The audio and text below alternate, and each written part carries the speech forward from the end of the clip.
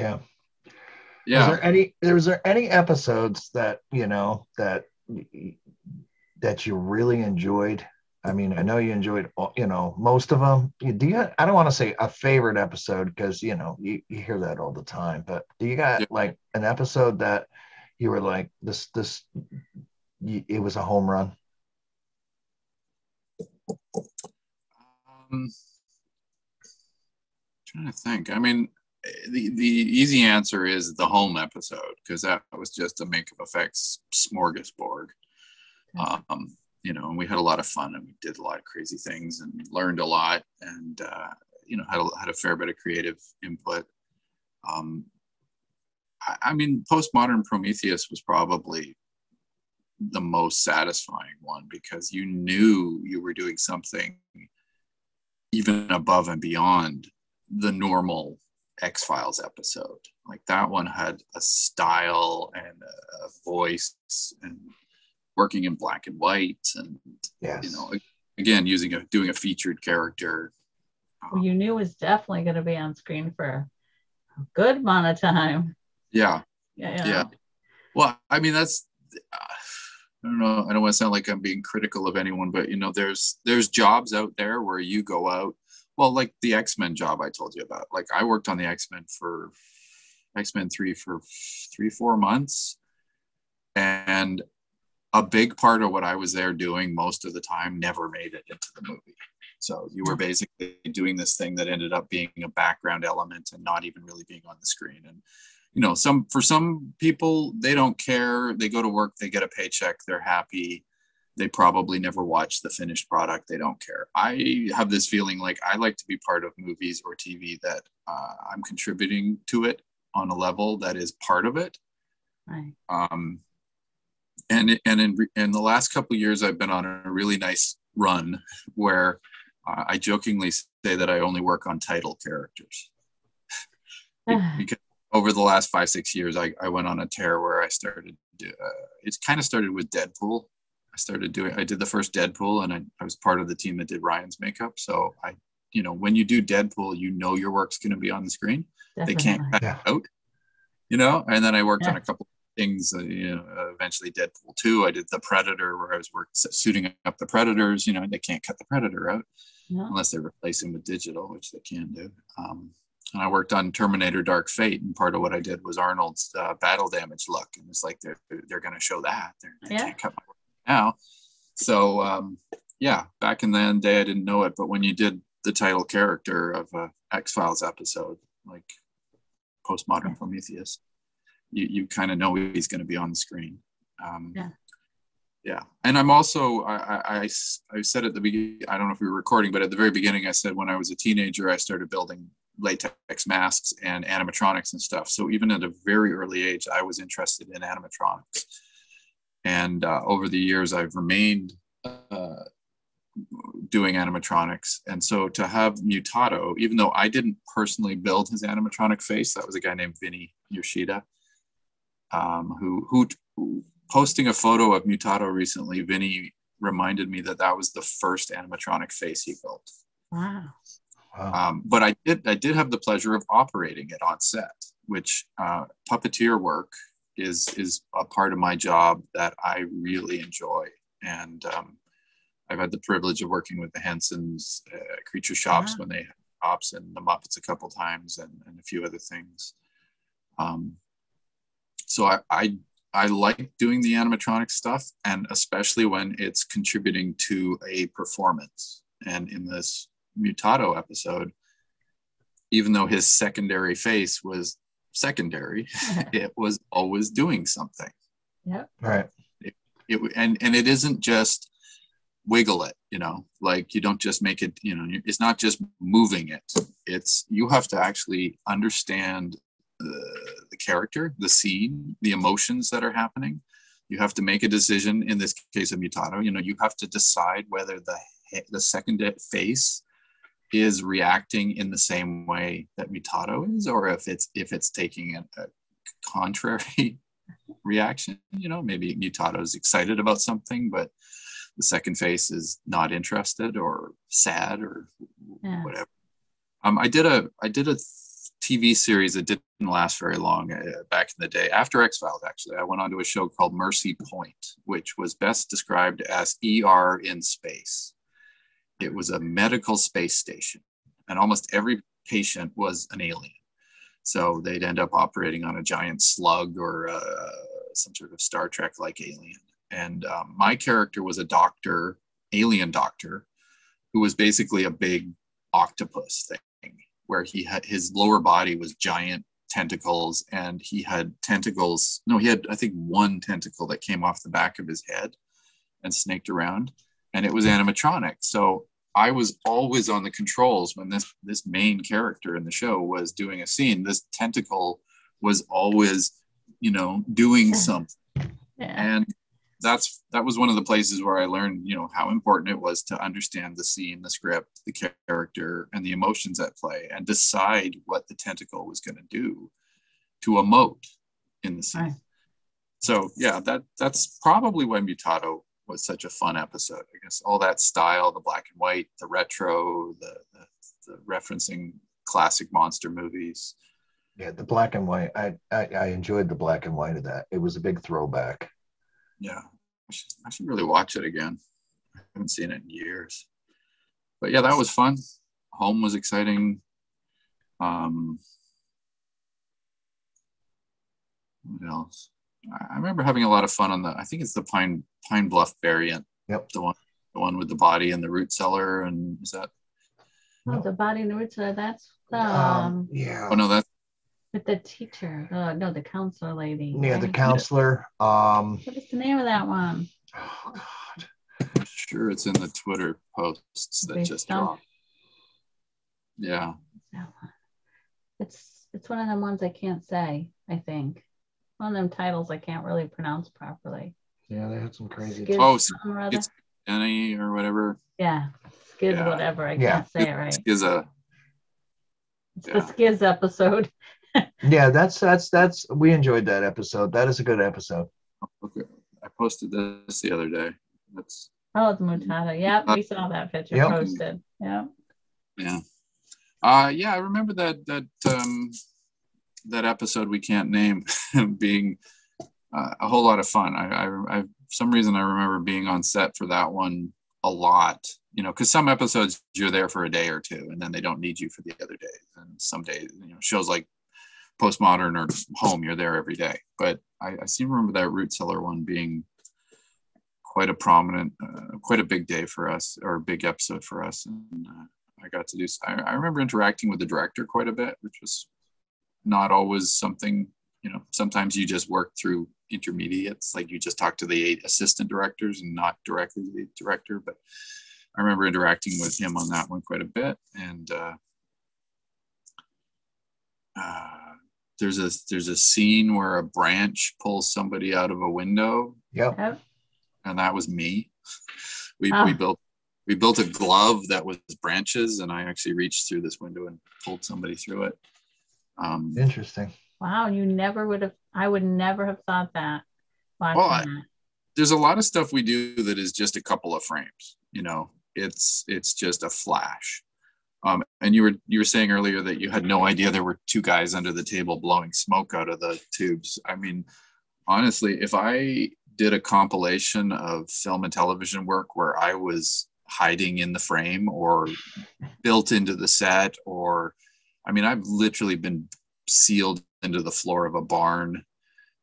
I've been in Snakes on a Plane. I was in an overhead compartment. I crawled into an overhead compartment to do a snake puppet snapping out at somebody. You give a new meaning of, putting your whole self into your line of work.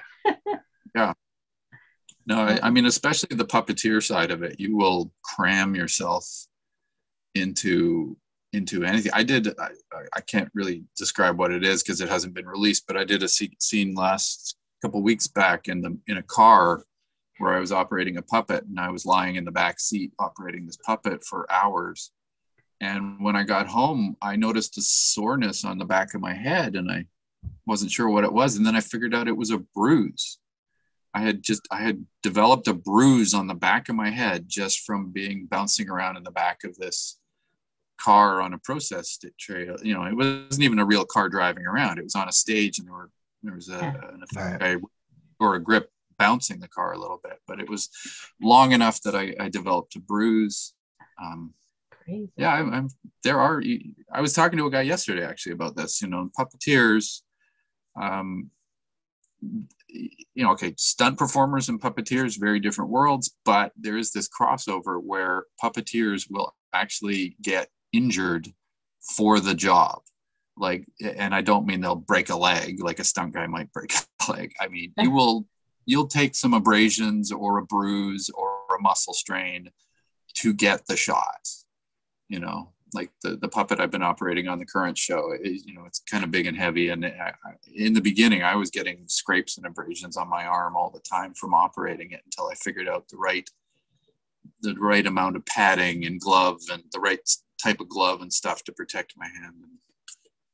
But yeah, you do a lot of hiding and tucking away. And definitely. Yeah. I mean, they talk about working in front of the camera, and I talk about working under the camera. Yeah. I'm not behind it. I'm generally under it or beside it. Or yeah, see, but people don't realize what's involved in like making an episode. Exactly. You know, I mean, it's they just see what's on camera, but you know, the whole all this other stuff going on. The in depth of everything is just it's mind blowing. Well, I'll tell you one thing that I learned on X-Files. Like, you know, when I started working on the show, I considered myself a makeup effects artist, and then over time, I started deciding I was really more of a problem solver. That was the definition of the job. And now I've come to realize that pretty much that is filmmaking. Like pretty much every crew member on a film set is a problem solver because, you know, whether it's a costume, a car, a makeup, a stunt, a special effect, or the director planning the blocking of a scene, everything, there's a plan when we talk about it ahead of time. And you do what you can for that plan, and then you get to the day that you're filming it, and you revise the plan, and then you get to the few hours before the scene, and you might have to adjust again. I mean, I've literally had makeups. I remember, I think it was on Supernatural. We were there. A couple of us were there to do a slashed throat. I think a werewolf rips out somebody's throat, and it was one of those things where we built a fake prosthetic neck with a gory wound and blood rigs, and it was like, okay, this is going to take 2 hours for us to apply it to the actor and be ready on set to use it. And then they came to us a little as their day was progressing and said, is there any way it can be done quicker than 2 hours? And we're like, okay, well, you know, if we do this and do this, okay, well, we can probably get it down to, you know, an hour and 20 or something. And then they come back later and say, can it be faster? And you're like, okay, well, if we don't do this and we don't do this, and maybe 45. And then I think that one turned into you have 10 minutes. Oh my God. Wow. It went from applying a full gory neck to just painting blood, just gore and blood there out of get go. That's what you get, because that's all we can do in 10 minutes. And that's a lot of what filmmaking is. As the day goes on and you start running out of time, or you start losing light, or it starts raining, or you know, anything can happen. You know, you got animals on set, they decide they've had enough, they don't want to work anymore. You just adjust. So everybody is problem solving, you know. Yeah. Can't imagine. Yeah, it's just it's amazing. It's very interesting. It's intriguing. Yeah, you know, it's fun. I mean, that's what keeps me in it. It's, I mean, a love of films. I love watching films, so I like making them.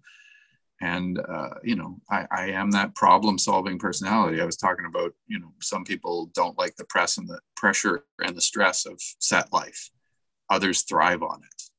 You know, I tell new people, I say, you know, basically give yourself, I don't know what number I would put on it now, but, you know, if you're going to try and do set work, you probably have about 6 weeks to get used to how set works and how you handle yourself on set. And if after 6 weeks you are still terrified and full of anxiety and stressed out, then I tell people they should think about finding another part of the job, you know. work in the shop, work in a lab, or work in the office, somewhere that isn't set, because it is a very particular kind of beast that you're either going to excel in that environment, or you're going to either made for it or you're not. Yeah, well, we know, the stress and and all that. We know that really well, because what we're trying to build in this museum and stuff like that, it's this stuff that's behind the scenes, and what's involved is it's stressful, Right. but time we're starts definitely, when the time starts kicking in. You guys have an end date, like you have a target for when you want this to happen.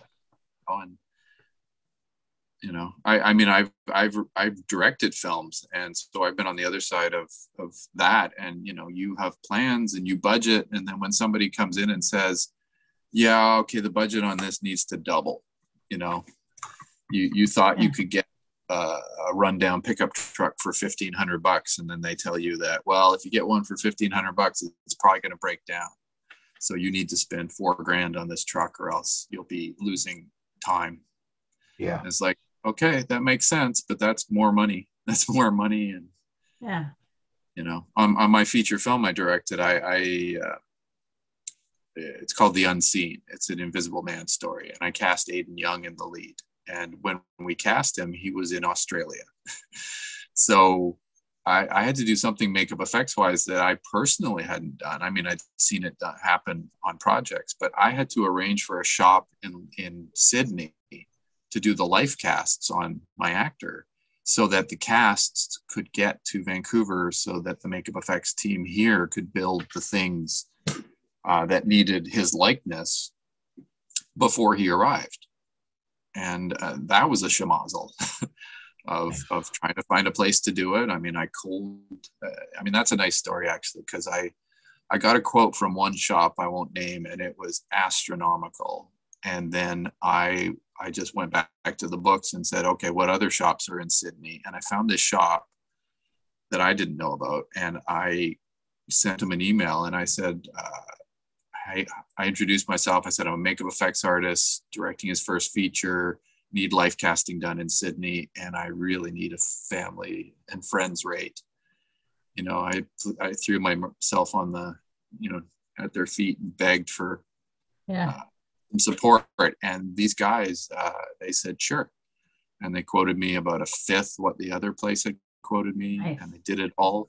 And they sent me photos of the life casting session. And that's when I realized that the two owners of the shop were doing the work themselves, which is how they make it cost effective. So they don't have to pay staff. They're doing it themselves. Right. And this shop ended up being the shop that did Mad Max Fury Road. Wow. So a couple of years after they did this nice thing for me, I watched the guys win an Oscar. So, Nice. But that was a nightmare, because getting it done in Sydney, then it was, oh, it's done, now get it shipped here. Yeah. And the shipping was just like, it's in transit for, I think it was 8 days. And I'm paying, it was supposed to take 2 days to get here. And it was, and nobody can tell me why it isn't here. And then it gets where here. It is. Yeah. Then I spent I spent an entire day at a delivery center waiting for them to release the crate. It's like, it's here and you just can't give it to me. So yeah, time, stress. Yeah, I can relate. Definitely. Yep. Shipping is a nightmare. Yeah, that's a whole nother ball game. We deal with that a lot. Especially when things get big or heavy, then it's just so much money. Yeah. It can be so much money.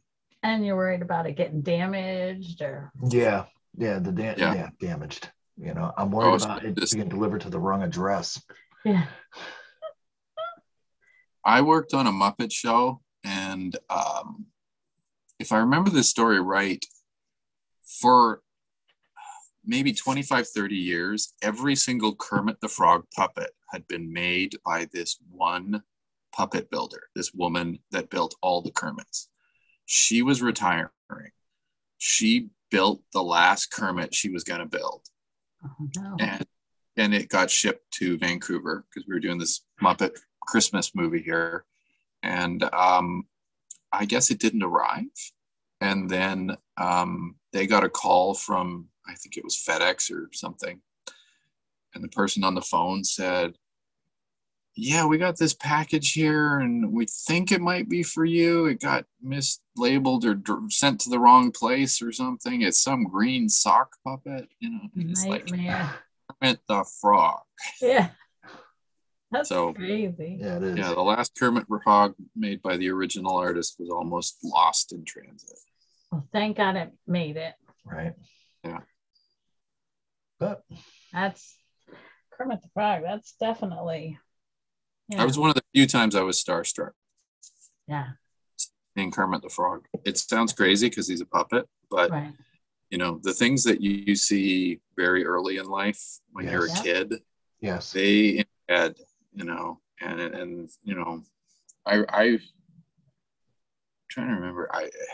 Probably the first time I was really starstruck, I was working on Millennium, and we were putting the demon, I forget his name, but the demon character from the pilot, we were putting him in his suit, and Lance Hendrickson came up behind us. We didn't see him coming, and we just heard his voice, and he just said something like, "Oh, that guy there," I said, "looks great. That looks so cool. That's amazing."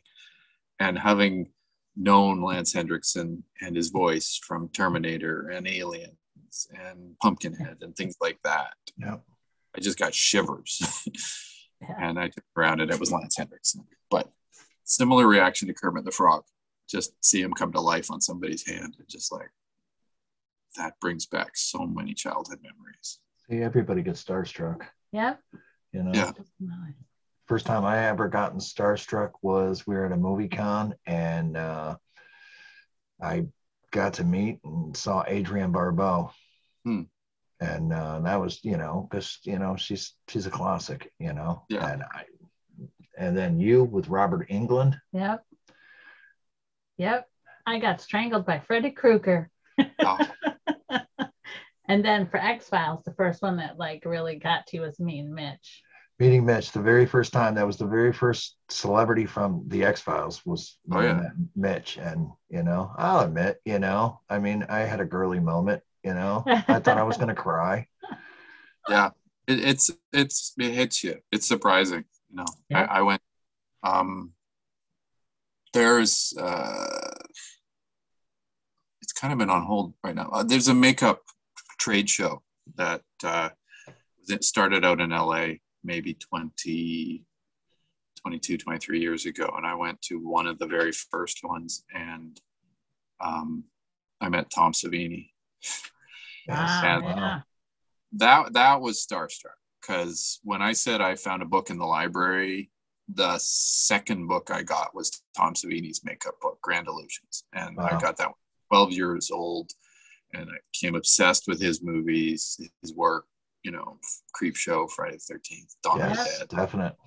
I modeled almost everything I did through my teens after things that he had done like that. And he at the time he was doing appearances on David Letterman, which nobody else had done. And so he just the biggest thing in my childhood. And then I went to this trade show and he was there, and I was just like, I couldn't find the courage to talk to him. Eventually I went over and said hi, and I think I got an autographed poster. But at one point we were standing at a makeup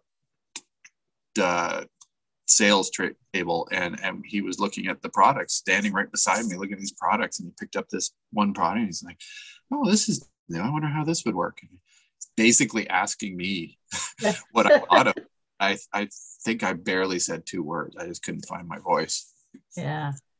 So every once in a while, I mean, actually the most recent time I got starstruck was Arnold Schwarzenegger on Terminator Dark Fate, because again, he was a part of my childhood with Terminator and Conan and his films. And so when I was on the show, and the first day he worked, and I was standing in the makeup station, and he came in the trailer, and we're going to do his makeup, I was just like, oh my. Yeah. It you know, I mean, there's being professional, and everybody's an actor, and you're doing your job, and it's just every once in a while it's beyond your control of how you react to someone or a situation. And these actors and actresses that go way back, just they they break through that wall and you're just like a child. Yeah. I mean, I get, when we were at that con and when they announced that, some supporting actors from the X-Files were going to be there, Mrs. Paddock was going to be there. Mean, I lost my mind because we're huge on, like the supporting actors, not so much the big stars, people behind the scenes, that was just really, really exciting, Yeah. Actually, I remember somebody on X-Files that really, I think it was after, what was her name?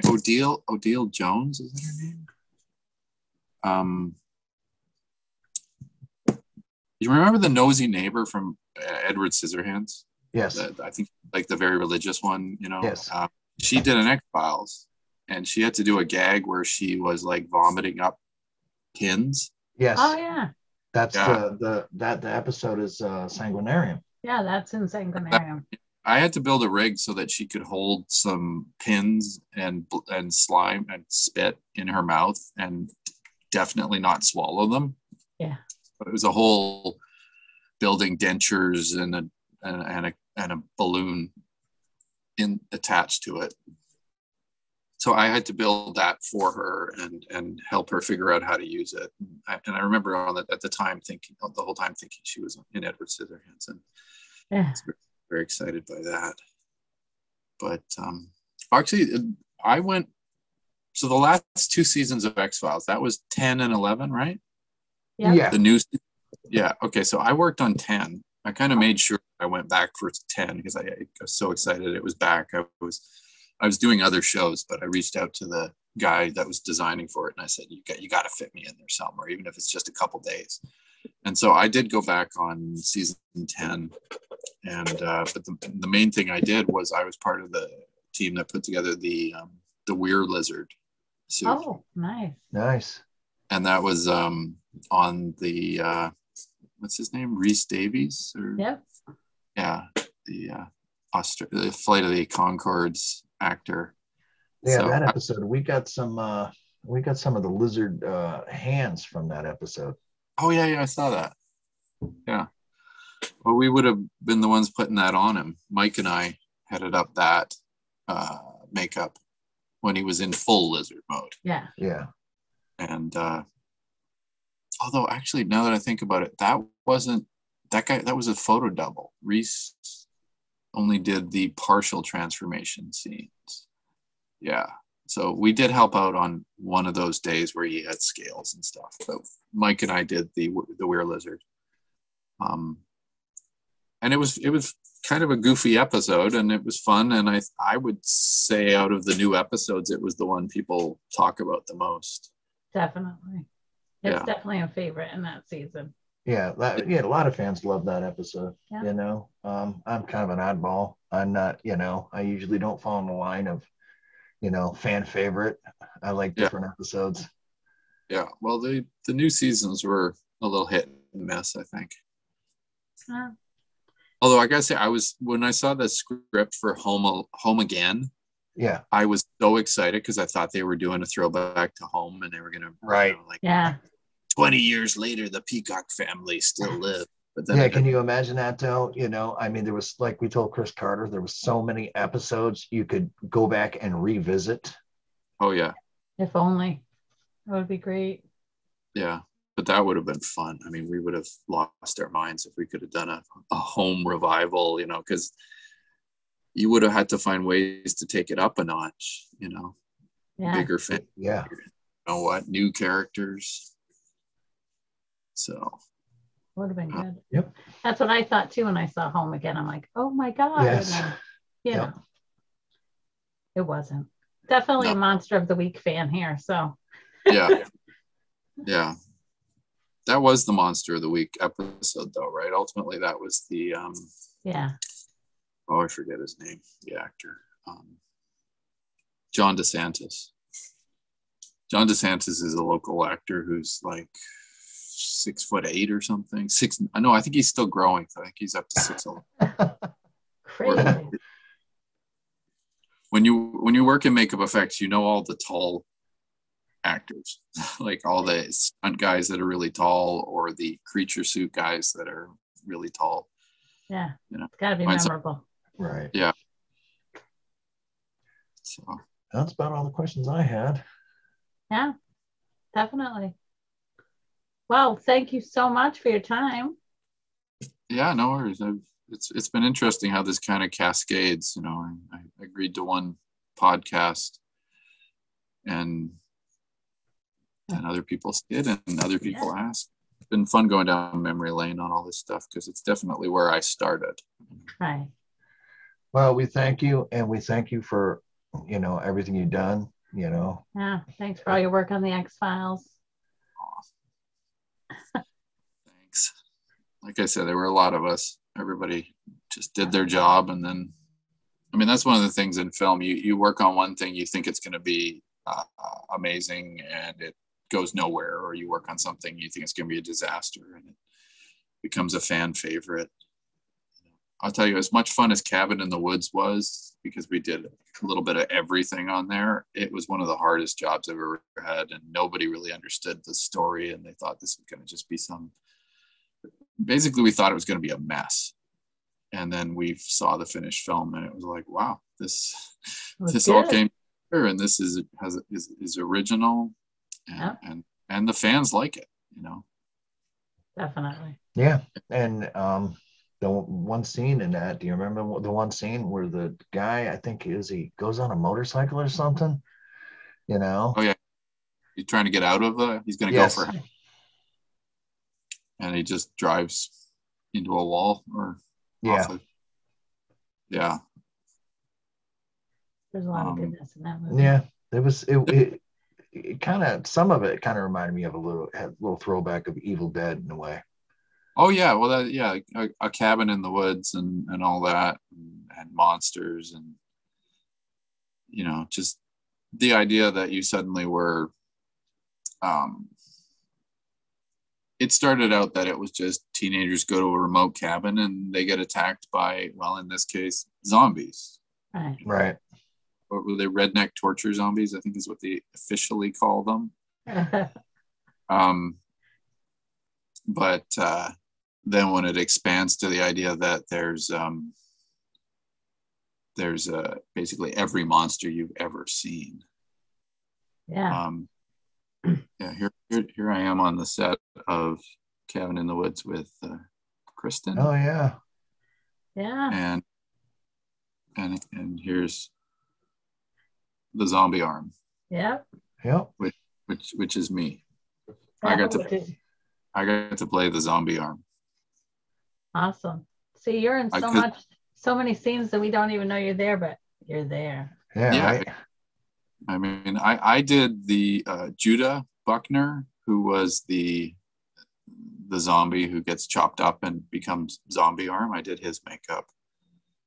Should have. Oh, here he is. I did his makeup. Oh yeah. Yep. So because his arm is severed, it was like, well, he can't be his own zombie arm because he won't be able to be in two places at once. So I was like, I'll do it. I'm doing it. I'm going to be the zombie arm. And so I did. Oh yeah, here's the were-lizard. Yep. Yep. But yeah, I that was fun being the zombie arm. Oh, here's me being the zombie arm. Oh yeah, look at that. In the elevator. Yep. Huh. I might have to rewatch that movie just for. It's been a while. Yeah. I really enjoyed it, so. Oh. No, I can't show you. Wow. This. Oh yeah, sitting at the desk. Yep. Awesome. Jealous. Basically, everybody would sneak in and get that photo at some point. Yeah. I can imagine. We certainly would have if we could have. Yeah.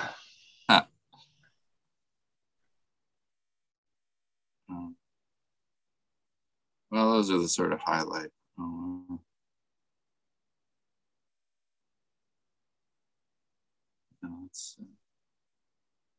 Here's me with the Predator. There you go. Awesome. There's a lot of, I don't know if you saw the new Predator. No, not yet. Called The Predator. We did a lot of work in that didn't get seen. Although here's first time ever Predator riding a bike. There you go. You don't see that often. No. Yeah.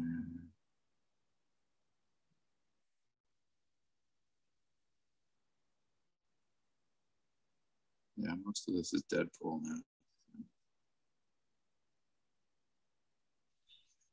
Anyway, yeah, it's surprising when you start out in this business. You know, you feel like you're the new blood, you're the kid on set, you're the newbie that's got so much to learn, and then suddenly it's 25 years later, and part of you still feels the same. You know, you still feel like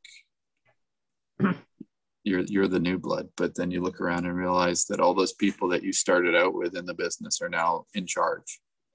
You know. Yeah, and everyone's looking up to you. Right. Yeah, it's crazy where you just suddenly realize that you're in charge of something, or a lot of the responsibility is on you. Yeah. I just had this thought when he was talking about Deadpool, and I don't know the season, but Ryan Reynolds was in the X-Files. Yes. And then, you know, years later, you're doing his makeup in Deadpool. I should know which. That's an episode I can't say the name of either. Was it that Shinzigi? Yeah, it's another Shinzigi. Oh, that sounds familiar. Yeah.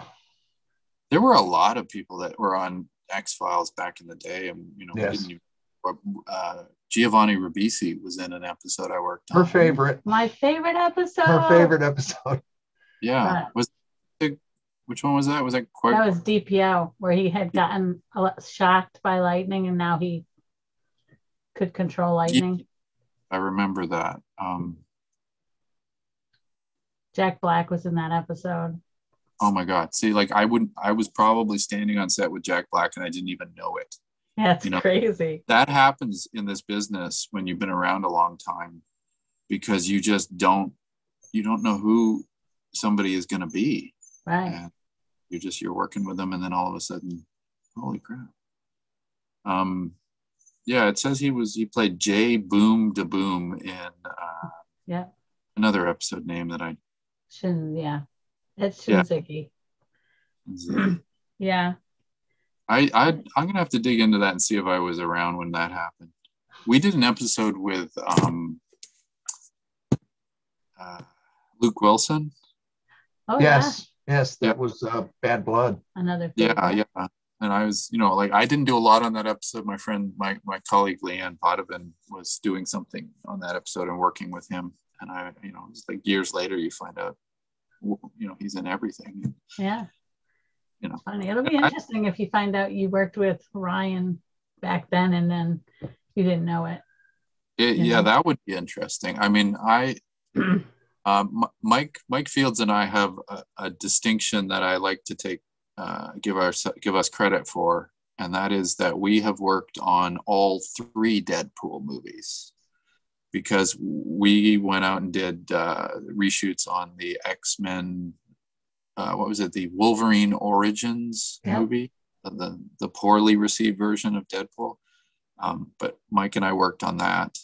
We didn't do Ryan's makeup. We did his stunt double on that, but we were on it. And then many years later, we got to do the good Deadpool and Deadpool 2. And actually, I just worked with Ryan, not directly with Ryan, but I was just doing some work on his latest movie that he was shooting in Vancouver. So got to say hi again. Nice. Looking forward to continuing the Deadpool films. Not sure when that's going to happen. Yeah, everything's got to get more open. Yeah. You know, but we're getting there. Yeah, well, things have been pretty good in Vancouver. I mean, our film industry got up and running again quite quickly compared to a lot of other parts of the world, because our numbers were better, and it was just a lot of shows that knew they couldn't continue shooting in LA, New York, Georgia. They just, let's move to Vancouver. Nice. Good old Vancouver. You can always count on Vancouver. Yeah. I gotta say, it was a thrill to have X-Files come back. Definitely. Like, it left after season 5, you know? Yeah. I fully understand why it left after season 5, but when they brought it back for 10 and 11, you know, they could have filmed that anywhere. But Chris made a very, you know, there was nowhere else he was going to film it. He was bringing it back. Did you have any interactions with Chris at all? On and off, I did. On the Mutado or Postmodern episode, definitely. He was directing that. So I had a lot of interactions with him about the things we were doing. And if I remember right, it was probably a fair bit of, is there anything you want his face to do in this scene? You know, like, because that's a part of puppeteering, you know, like if the director has an idea of what he wants, in this case, Mutado's other face to do, you know, he has to tell you, or you have to ask. And if nobody tells you, you just do something and adapt if they don't like it or they want something different. You know, it's like any actor doing a scene. They'll do a performance, and if the director is like, that's not what I was thinking, can we try it this way? Same applies to puppets. You know, you'll do something. You know, I mean, one thing I remember in Cabin in the Woods, when I was doing the zombie hand, I wanted to do the Ash from Evil Dead zombie hand, where very much bitery and the arm up in the air. And for whatever reason, the director just wanted it to do this. You know, just drag itself along flat. And I was just like, oh, okay, I'll try that. But then the funny thing is that in that scene in the elevator where he's taking out the security guard, I crawled up his face. And there's no way you can crawl up his face, you know, it has to be more of an animated thing. So I did it that way, and that's in the movie. Well, there you go. Yeah. You got your vision in. Yeah, some actors, they have to do it their way. But yeah, I talked to Chris. I remember talking to Chris quite a bit on Mutado and a few other times when he was involved. I'd have to go through the episodes and figure out which other ones he directed, because I know he did some of them. And it's funny there. If I remember right, there was a little sort of mini VisFX trade show in Vancouver just before the season 10 started. And I went to it, and Chris Carter was speaking. And he'd come back to Vancouver to do X-Files, so we agreed to make an appearance at this thing and talk a little bit about some of the stuff. And I went up and introduced myself at the end of it. And he said, I remember you. And I said, yeah, I understand you prepping another season. He's like, yeah. And he told me, you know, who was going to be doing the makeup effects and what they'd planned so far. And I said, well, hopefully I'll see you on the set. And like I said, I did end up working on, I think, 3 of the season 10 episodes. I don't remember if I saw Chris. Although I'll tell you one story that I do love about the new seasons that came back. So back in the day, seasons 3, 4, 5, Jillian had her daughter, Piper. We would see Piper on set, and Piper eventually started calling us the yucky guys. That's what she called us. But she loved our stuff because she would play with our monsters. And I think at some point, Toby gave her a severed hand to play with, and that became one of her prized possessions. And then when we were doing season 10, as I understand it, Jillian brought Piper over to the show and arranged that she would intern with various departments on the show just to explore film work and see if there was an area she liked. And she spent 2 weeks in the art department and 2 weeks in the props department. And I think when we were I think it was on the We're Lizard episode, Piper was interning with the makeup effects department. And so I remember her hanging around our trailer, and I told her that you used to call us yucky guys. And it was pretty cool to see Jillian's daughter go from this little rugrat on set to working in our department. Yeah. Makes you feel like you're getting old. Yeah, a lot of things too. The gray hair. You've earned that. That's all from the stress. That's what I say about my gray hair. I've earned it. Yeah. We have a sketch pad. What was the episode? Home Again in season 10. From Home at 10 that supposedly Piper drew some of the pictures that were in it that were featured on screen. Yeah, I saw that on your website. Yeah, I couldn't confirm that because that would have probably happened in the props department. But yeah, it's one of my favorite because it's like art and Yeah. Real. I'll have to talk to my some of my colleagues and see if anybody has any old X-Files stuff that they want to donate. I don't know what people would have at this point, but we're always interested in donate. We do purchase. Yeah. Oh yeah. We'll throw that out there. We definitely do purchase. Okay. Well, I know a couple of people that spend a lot of years on the X-Files, and they might have some stuff rotting away in their don't say that. Drawers and closet. Not rotting.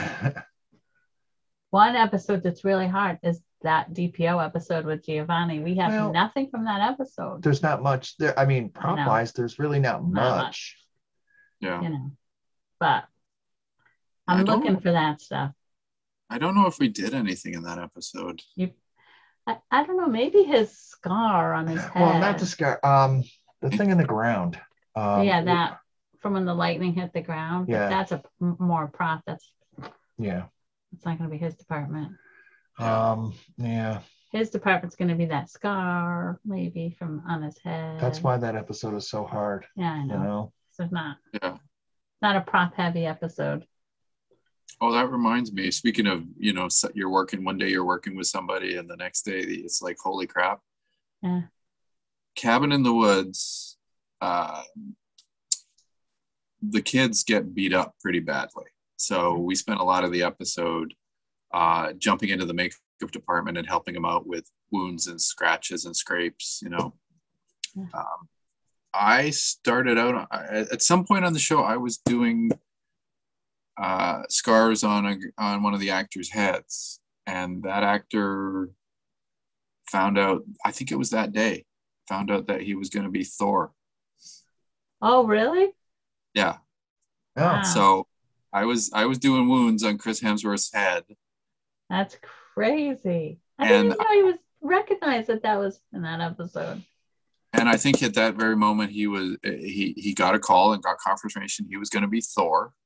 And I was like, oh, that's pretty exciting. I mean, part of me was thinking at the time, like Iron Man's cool. How are you going to make Thor cool? I don't know how they did it. I mean, I love every Marvel character now, but at the time I was like, wow, Thor's going to be a challenge. But then, the guy from Cabin in the Woods went off to be Thor. Cool. And I think the main reason that Cabin in the Woods got released was because the first Thor was successful.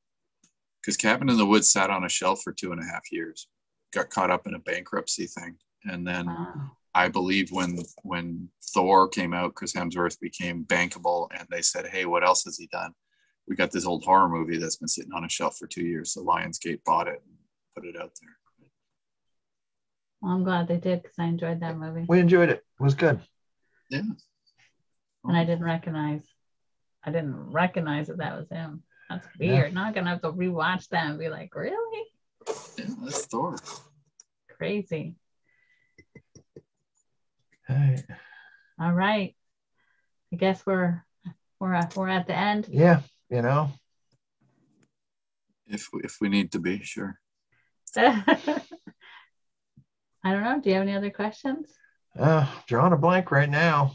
No, so much we've talked about. Yeah. Who knows? Maybe we'll have to do a part 2 afterward. That's what happens a lot of times after we end. And I'm like, we should ask this and we should ask that and we should ask this. And then I hit you up and go, hey, can we do part 2? So I'd be more if you had more questions. What is that head behind you on the split head on the? The one right behind me? Yeah, what is that? That's Smash Face from the episode Speed. No, not Speed. Not Speed? Yeah, episode Rush. Rush. I always mix up that title. It's in the latter seasons. I think it's Yeah, it's down in the latter seasons. Yeah. Yep. That one, yeah, it's just from a it's he's got like super speed, you don't see him, and he gets a flashlight shoved through his face. Yeah. So his nose and his teeth and everything are all caved inside him. That's a cop that was sitting in a police car that got his face smashed in. Yeah. So I'd have to look up who did that. I mean, I'm pretty sure it's amazing work. It's very detailed. Yeah, it's very detailed. It's amazing, and it's blue. It's damn heavy. Yeah, the head is so heavy. That's why like it's got to be supported and stuff. Yeah. Yeah, it's probably got an underskull of fiberglass. And does it feel rubbery, like soft rubber? Like yeah, it feels kind of soft rubbery. Can you get it too? Here, let me go. It's probably silicone, which makes it a lot heavier. Just remember to support that head. Yeah.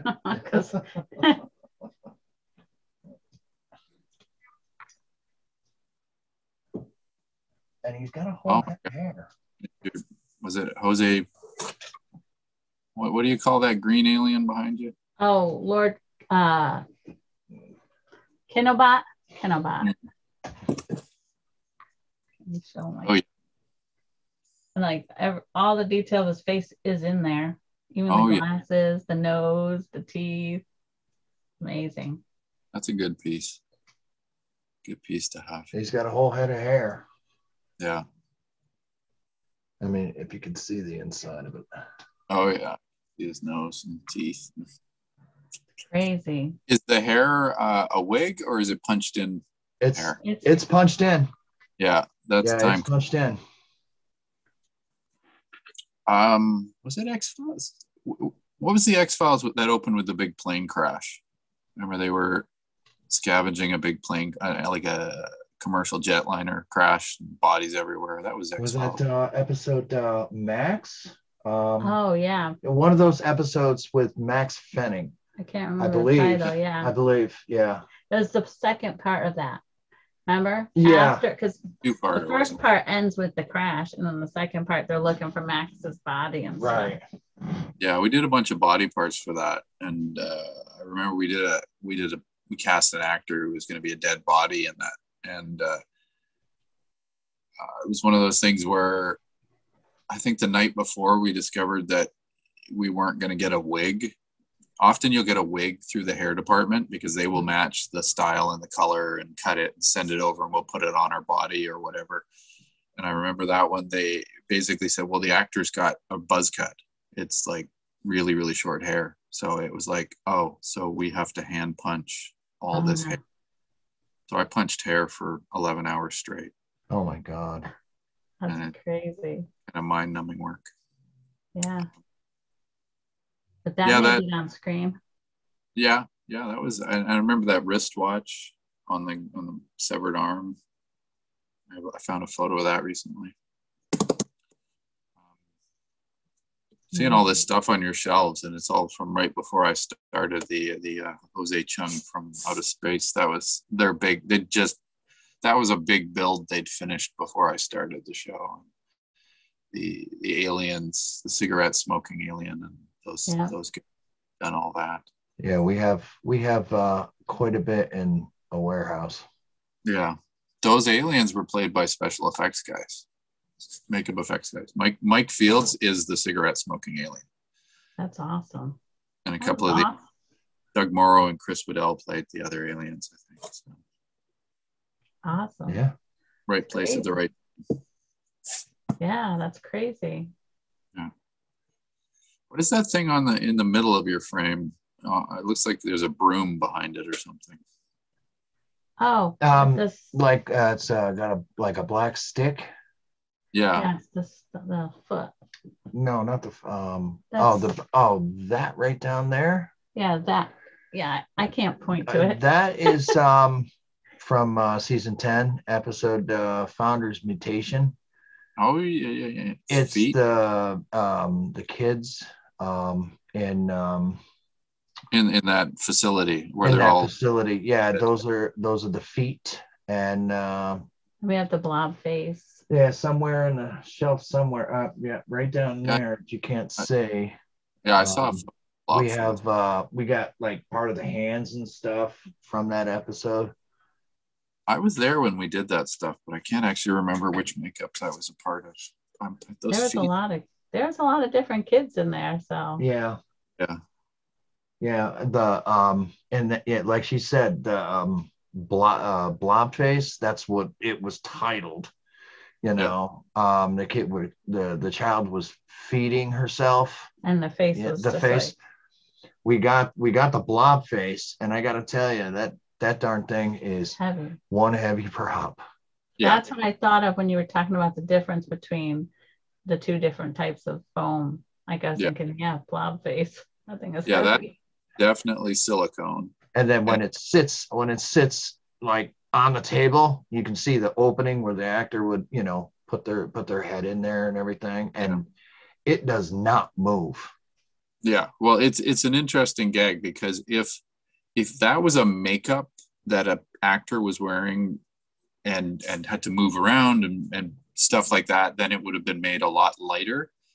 It would have been probably a silicone skin over a foam core or something, or maybe they even do it with foam. But because they had it designed that it was resting on a table, they knew they could get away with just making it silicone. And silicone tends to move a little more softer organically. So if they wanted it just kind of look like Jello. Yeah. That's what it feels like. That's what it feels like, kind of like when you pick it up. Yeah, that's what they would have done. They would have made it very softened, they call it plasticized silicone. So it's very soft and moves around. Yeah. It's amazing. Almost jiggles. Yeah. Definitely. Yeah, we do have a bunch of stuff from season 10, Yeah. Did that come from the Vancouver shop, or did that come through Chris or the production, or the season 10 stuff? Yeah. That they released a worldwide auction for it. Ah, okay. And then I caught wind of it, and I kind of, took out a second mortgage. Yeah, he's not kidding. Yeah. But season 11, as we talked to Chris in an interview, because Disney bought it, but they got the rights to the X-Files. Season 11 was supposed to go out, on auction, the props and the wardrobe, and then it got pulled, so no auction, because Disney owns it, and all season 11 props and wardrobe are locked in a vault somewhere mysteriously. Just kind of sad, because they're just gonna never be seen. Yeah. Well, like I said, these things, they either go into storage or they go into some executive's office and sit on his shelf collecting dust until he decides he doesn't like them anymore. Yeah, it's sad. That's almost as sad as when people buy things and cut it up into little pieces to try to make money off it, Like we've seen people buy wardrobe and then they like cut it into little swatches and sell the swatches. Yeah. That breaks our hearts. But we're, like I said, I've been doing this over 20 years, and, we're going to continue to do it, to the end of time. To the end of our time. And we'll hand it down. I'll hand it down to somebody to continue it. X-Files is important. It's an important show to me. People behind the scenes and everybody that worked on it, they're important. It's groundbreaking. I know, it's groundbreaking. So we're always looking for, to purchase everything. Yeah, definitely. One thing, believe it or not, I was just talking to Kelly the other night. One thing that a prop that you wouldn't think to own, or to be look for is, I'm going a little old school, and I'd like to find one of the cars that they drove. Car? Yeah, a car. Okay. Try to find those kind of cars nowadays is impossible. I agree. They probably auction them off. Probably. Like a specific car? You mean just like one of the sedans that especially like one of the earlier episodes. I'd like to get my hands on the one in the episode, I think it was season 1, season 2, called Born Again. Remember that one? The little girl. Yeah. They thought she had telekinesis powers, and it got stuck, and it was speeding and it got crashed. I'd like to get my hands on that one. You'd have to look into who was handling picture cars on that season and see if you could track the person down and who was where they got the cars from. I mean, there are people in, there's picture car companies here that they stockpile old vehicles, and if it was something specific, they might still have it. But it's challenging. I'll tell you, I worked on the new Ghostbusters, and I have to choose my words carefully, thinking about what has been seen.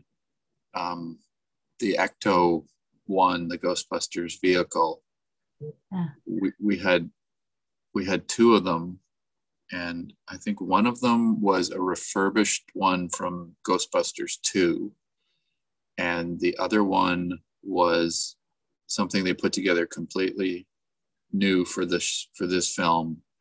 But the body of the vehicle, like that ambulance, that model of vehicle, when they made it, they only made 100.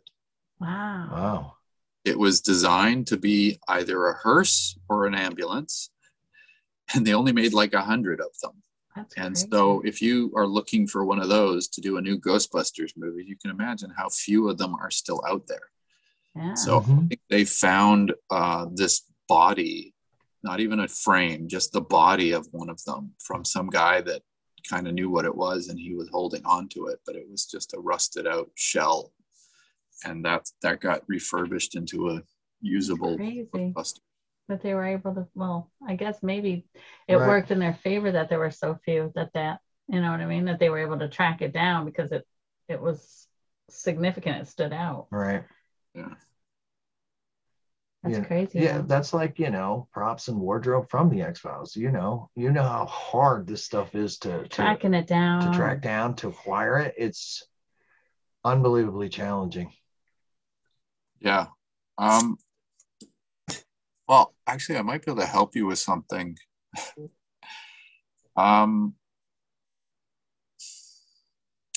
Okay. There's a restaurant in Vancouver called Modern Burger. The guy that owns it and runs it used to do either props or set deck on X-Files. Wow. He was like, Modern Burger it was a retro burger joint. He recently had to move to a new location, and it's not so retro, but his previous location was a total 50s diner kind of place. He apparently has stockpiles of vintage 50s, 60s stuff. And he did rent some things to the X-Files over the years. He tells me the story that he used to rent the fan that sits on the filing cabinet in Mulder's office. Wow. Like, for 5 seasons, he rented that fan to them. And I think he still has it. Wow. Awesome. I'll have to look into that. Yeah. Yeah, I'm trying to remember what his name is. I haven't been there in over a year because of the pandemic, so I'm blanking on what his name is. I actually rented his restaurant once to film in it, but I'm drawing a blank. But if you look up Modern Burger in Vancouver, you might be able to find out if he has any vintage X-Files stuff he would be willing to sell. Definitely will do that. Most definite. Yeah. Definitely. I already wrote it down. I'm ready to go digging. But yeah, we're just, plugging away at this, and it's fun. We enjoy it, and we enjoy, the fans go crazy over it, and when it opens, if you're not busy, you're invited. Yeah, like I said, I've only been to New York once, but I loved it, and I've been meaning to go back forever. So don't confuse us with New York City. We're New York State. We got a lot more trees up here. Up by the Capitol. How far is that? How many hours from the city? It's a couple hours from the city. It's about 3-4 hours north of New York City. Yeah. Well, it depends who's driving. Yeah. But yeah. I'd Saratoga Springs is a Saratoga Springs is like famous for horse racing and stuff. So we're just outside of there. So we get a lot of tourists in the summer and stuff. Yeah. Well, I'd happily come visit New York City and rent a car and drive up, see the rest of the state someday. Awesome. We would be thrilled. Yeah, it'd be an honor. Well, keep me in the loop. I mean, I'm sure I'll see it on Twitter when you get to your grand opening. Definitely. It's coming, hopefully soon. Yeah. It's coming. It's a post we can't wait to make. Yeah. Do you think you're going to get any VIPs to come out for the grand opening? We're trying. You know, we can't say right now. We're trying. We told Chris Carter, you know, he's more than welcome. And we'll see. A lot of them have expressed their willingness to participate, but until we, you know, firm down a date, and you can't. Right. Yeah. Well, I mean, that's, you know, that applies to a lot of people, but especially in film. Yep, definitely. Like pretty much nobody in film can say, oh yeah, I'm going to book a week off 4 months from now. Yeah. You guys' schedules change on a dime, man. Yeah. Well, I'll tell you, I was talking about how, you know, film people need to be able to, you know, a lot of people do, but film is an area where you need to handle stress and pressure. And one of the things that you got to get used to in film is that you are unemployed more than you're employed. You know, a lot of people spend their lives, you know, they spend 20, 25 years doing a job, and then maybe they move on to a different job. And it's a huge life event to change jobs. In film, you know, it's 2, 5, 10 different jobs a year. You know, you got to get used to being laid off and looking for your next job. So that is a stressful aspect of film that not everybody can handle. Yeah, definitely would be hard. Doesn't work for everybody. Right. No, I kind of like the stability of my 9 to 5, you know? No. Yeah. Knowing where my next paycheck's coming from. Yeah. Well, when I started the crazy 100-hour weeks, that was a bit tiring. You know, when I finished season 5 of the X-Files and it wrapped, I just disappeared for 3 months. I needed to completely shut down and recover and rebuild. But what I eventually realized in film is that you may work like crazy for 3 months, 5 months, 6 months, 8 months, but then you kind of are your own boss and you can decide to take 2 or 3 months off.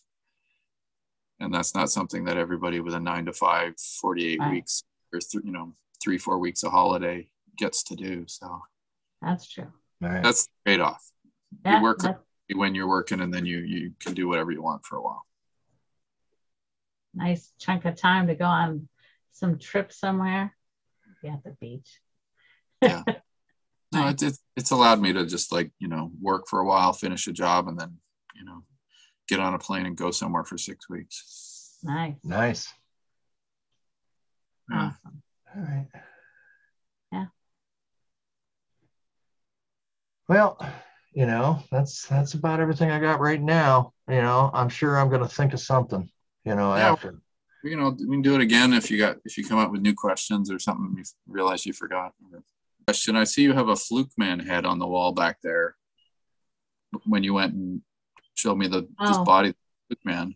What is that? Is that like an original piece, or is that just a map? That is the only replica that you will ever see here. Oh yeah. Yeah. That's the only replica. Yeah.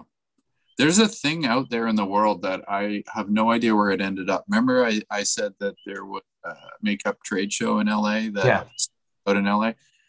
I think it was the first one or maybe the second one.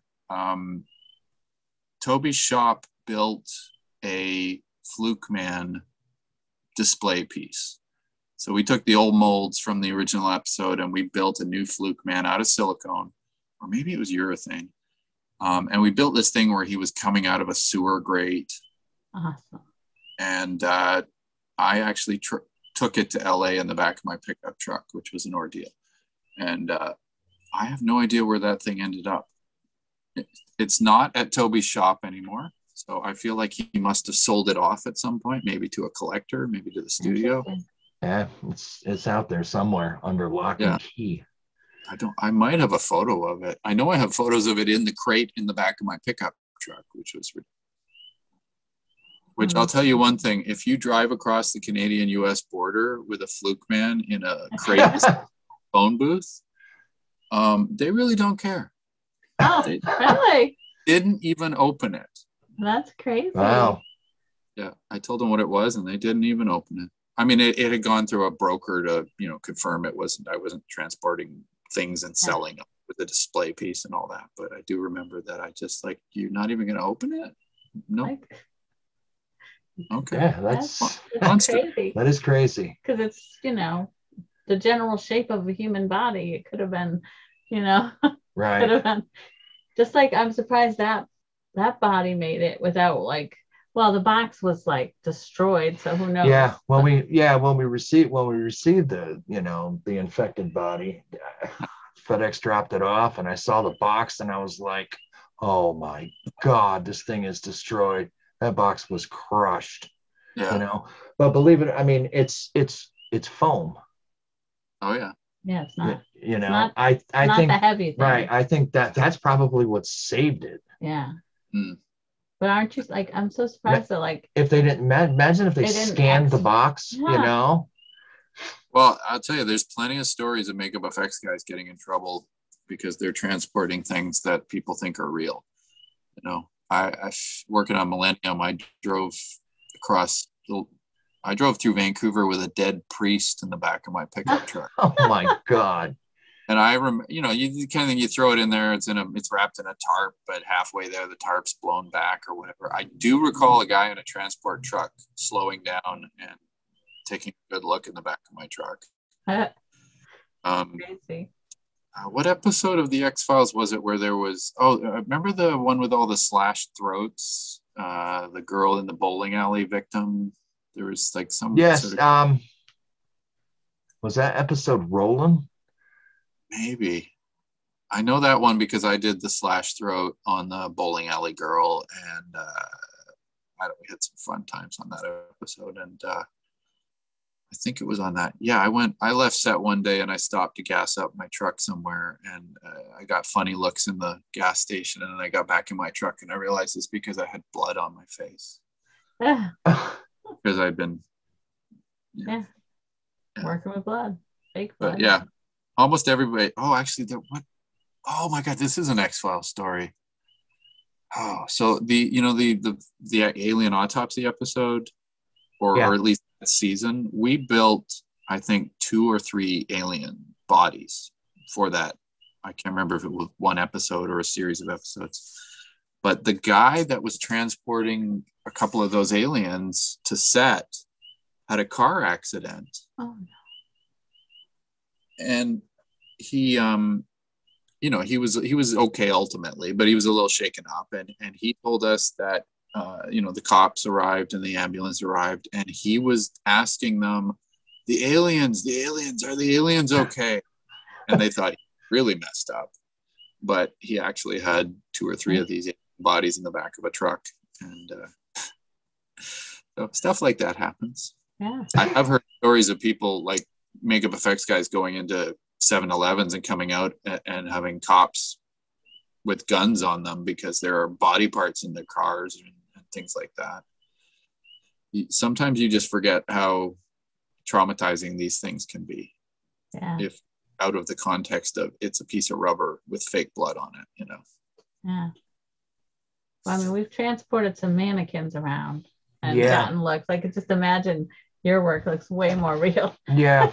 We've done, like I said, we've done some cons, and, we've had some stuff out in display, and, and it's creeped people right out, everybody knows, like the doll right there, the doll that's back there, that she's sitting there and she's got the, dark face. That's from the episode Chinga. That's one that was burned. People are so the doll's evil, right? So people see that doll, they're uncomfortable around her. Some people react very poorly to dolls. They do not like dolls.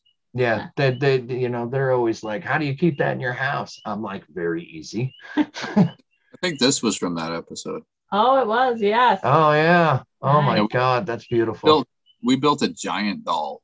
I forget what we did for, but that woman there, she was one of the hairstylists on the show, and she was brought over to style the giant doll's hair to match. That's crazy. That is beautiful. Yeah, we've heard that there was, I didn't know about that giant doll, but we heard about like the one that had it was the one made for its mouth to move and stuff, the mechanics in it. And yeah, I don't remember that one specifically, but yeah, here's the bug girl. Yeah, well, we said bug girl because it was a stunt woman. Yeah, that was from what was it? Folie à Deux episode. Yeah. Here's this was that tree one. Oh yeah. Yes. Where the body was up against the wall, remember? Yes. Oh, here's Leonard Betts. Yeah. Oh yeah. Leonard Betts was a crazy hybrid of practical and very early digital. Like his head coming out of his himself.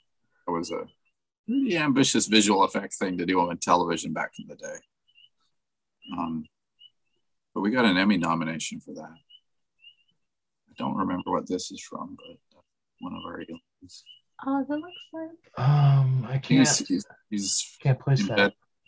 I think isn't that from the autopsy episode where they That's find what him? I thought it was. Yeah, I think it's they find him in the ice, and then and then we do the Yes, that's what it does look like that. Yeah, you have if it was your photo that you posted the other day, there's a crew T-shirt that says I survived the deep freeze. Have you seen that? I don't recall that. I don't know. Well, we did that episode, and we did it on a refrigerated stage, and we were there several days, so it was very cold. You had to wear winter gear to go to work and work inside, and they put out a crew T-shirt that said I survived the deep freeze. I might have a crew T-shirt of that. You might. Yeah. Well, that one because I remember I got a bunch of so many T-shirts. I purchased a bunch from a different crew member. Yeah. I've got thousands of them. I'm not surprised. Here's a melted girl from that. Should know my episode names. Huh. Hard to. Yeah. She was the concession girl in the theater. Yep. Here's the theater. Oh yeah. Yeah. Nice. Anyway, that was millennial.